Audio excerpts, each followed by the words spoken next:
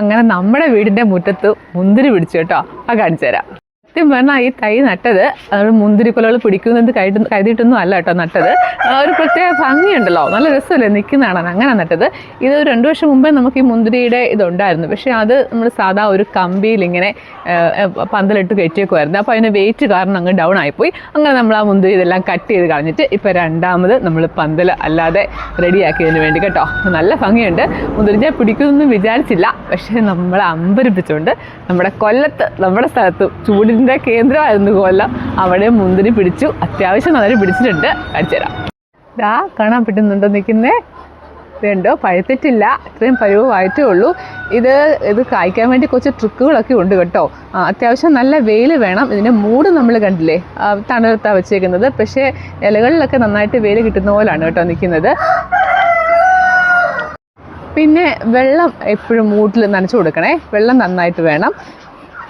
ഇതിന് ഞങ്ങൾ ഇടുന്ന വളമെന്ന് വെച്ചാൽ ചാണകപ്പൊടിയും അല്ലാതെ ജൈവവളങ്ങളും ഒക്കെയാണ്. പക്ഷേ ഇതിനൊരു സ്പെഷ്യലായിട്ടൊരു സംഭവം കൊടുക്കുവാണെങ്കിൽ മുന്തിരി നന്നായിട്ട് കായ്ക്കും നമുക്കൊരു വിവരം കിട്ടി.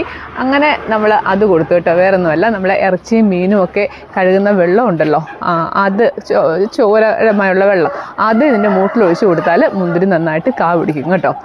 പിന്നെ മെയിനായിട്ട് ചെയ്യേണ്ട കാര്യം എന്ന് പറഞ്ഞാൽ പ്രൂണിങ് ചെയ്യണം കേട്ടോ. അതിന് ചെയ്യേണ്ട സമയം എന്ന് വെച്ചാൽ ഒക്ടോബർ, നവംബർ ആ സമയമാകുമ്പോഴത്തേനും ഇതിൻ്റെ ലീഫുകളൊക്കെ നമ്മൾ കട്ട് ചെയ്ത് കളയണം.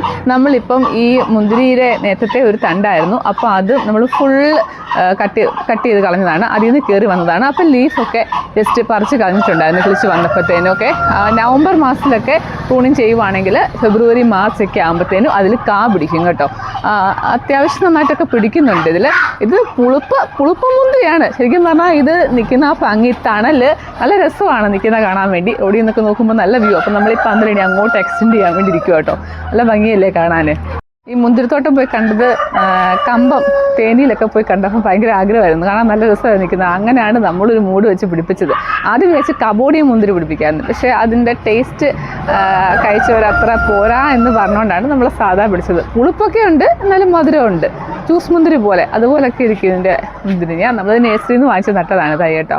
പെട്ടെന്ന് തൈ വെച്ച് കൊടുത്താൽ പെട്ടെന്ന് പന്തലിൽ അത് കയറി പൊക്കോളും. താമസമൊന്നുമില്ല, വലിയ ശുശ്രൂഷയൊന്നും വേണ്ട. പിന്നെ പുഴുവൊക്കെ ഉണ്ടോയെന്നൊക്കെ നോക്കിയാൽ മതി.